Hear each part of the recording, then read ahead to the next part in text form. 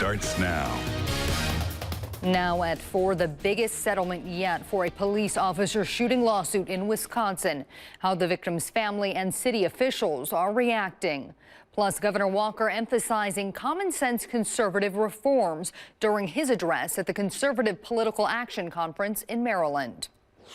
The big story, a $3.35 million settlement for the family of Tony Robinson Jr., who was killed during an officer-involved shooting. The unarmed 19-year-old was shot 7 times in March of 2015 by Madison police officer Matt Kenny. Kenny was responding to reports of Robinson behaving aggressively on Williamson Street. He was cleared of any wrongdoing, and an investigation found he didn't violate police policies. Today, the attorneys for Tony Robinson's family held a news conference to discuss the settlement. NBC 15's Syra Anwar is live in the newsroom with more on the resolution of the civil suit. Meredith, $3.35 million is now the largest settlement ever reached for a police officer shooting suit in the state of Wisconsin. $1 million more than any settlement in the past. Today, attorneys for Robinson's family explained that just because the suit is settled, issues with the Madison Police Department's handling of the shooting is anything but. They continue to demand an internal investigation of Officer Kenny and his allegedly false account of how the shooting happened. While attorneys said the city settled the suit only out of fear of losing at trial, family members of Tony Robinson say they accepted the settlement to put their family out of the emotional trauma of reliving Tony's death in court. We can't get our son back, but if we can help save the life of someone else, then then we've done something positive out of all of this, because we can't do anything about ours. He's gone. Irwin said she hopes the police department makes further reforms in their protocol to prevent another family from losing their child. And MPD's Chief Koval also responded to the settlement. He says while their hearts go out to the family members and friends who lost a loved one, this also impacts Officer Kenny and the entire police department. Does this have a chilling effect on policing? Yes.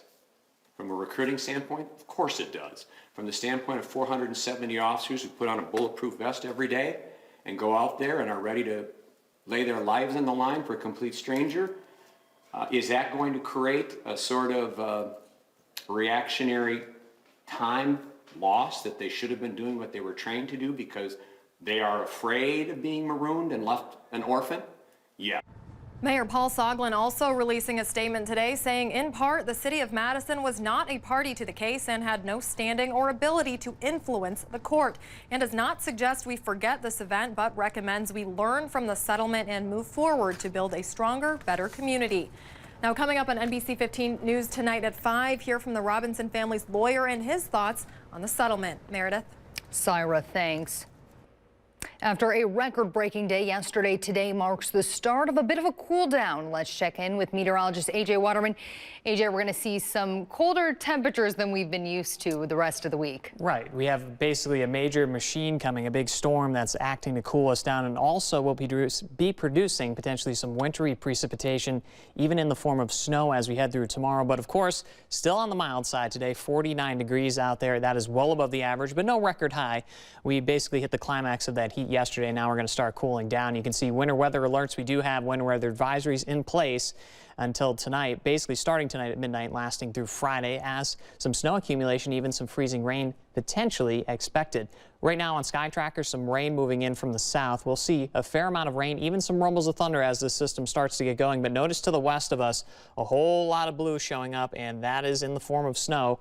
And that will be heading our way as soon as tomorrow afternoon. You can see temperatures much colder to our west, still mild over us, but the cold air is sneaking in, not only from the west, but also from the east, as well as easterly winds continue to drag in some cold air. But temperatures will be falling, rain will be falling the next couple of hours. I will talk more about the storm system coming up in just about 10 minutes. Meredith? AJ, thanks. Happening today, the Department of Justice has reached an agreement that any state or local agencies that purchase nasal Narcan spray are eligible for a 40% discount. The announcement comes after recent price hikes of some brands of naloxone.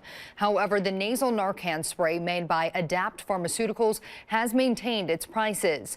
Attorney General Brad Schimmel and Chief Mike Koval were among the speakers at this morning's press conference showing the new nasal spray. Schimmel says the spray is more concentrated with no assembly required. It's a tool that will save lives.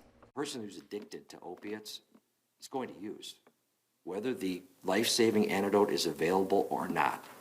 And we cannot get them to help if they're not alive. This gives us the opportunity to make sure that person is alive another day. In 2013, more than 850 people died from accidental drug overdose deaths in the state of Wisconsin. Conservative politicians, pundits, and their supporters are gathering outside our nation's capital for the annual CPAC conference, where Governor Scott Walker is one of the speakers. Our Washington Bureau's Ted Fioraliso spoke to him about his message. Fight for liberty, fight for freedom, fight for America. Wisconsin Governor Scott Walker bringing the people in this ballroom to their feet after his speech at the Conservative Political Action Conference. Telling our stories, the positive news of the reforms that we put in place in Wisconsin, going big and bold, and what a great impact it's had on the people of our state. Walker touted his state's budget surplus and tax cuts. His message, common sense conservative reforms work. When we took on the monopoly, for example, in state and local governments, we've saved $5 billion, more than $5 billion more at the state and the local level. That's empowered us to have more to invest in our schools, more to invest in building our workforce, more to give back to our taxpayers in tax reform. Walker also took on Washington, saying it ignores the will of the voters. So I asked him how he thinks Wisconsin's delegation is doing on Capitol Hill. I think it's a mixed bag, depending on member. Walker was critical of Senator Tammy Baldwin, saying she would vote no on Judge Neil Gorsuch's Supreme Court nomination before even meeting with him. I think that's an example where people in Wisconsin want people here to do the things that they would expect them to do back home. Meanwhile, the Democratic Party of Wisconsin says Walker, quote, can't help himself from fighting for the D.C. limelight, and that he's doing the bidding of the D.C. establishment and President Trump. Before heading back to Wisconsin, Walker will participate in meetings with the National Governors Association. In National Harbor, Maryland, I'm Ted Fioraliso. Next on NBC 15 News at 4, a Madison middle schooler is one of just 53 students across the country that could find their drawing featured on Google's website. Plus, if you're a Game of Thrones fan, you won't want to miss the production coming to the Capitol Theater.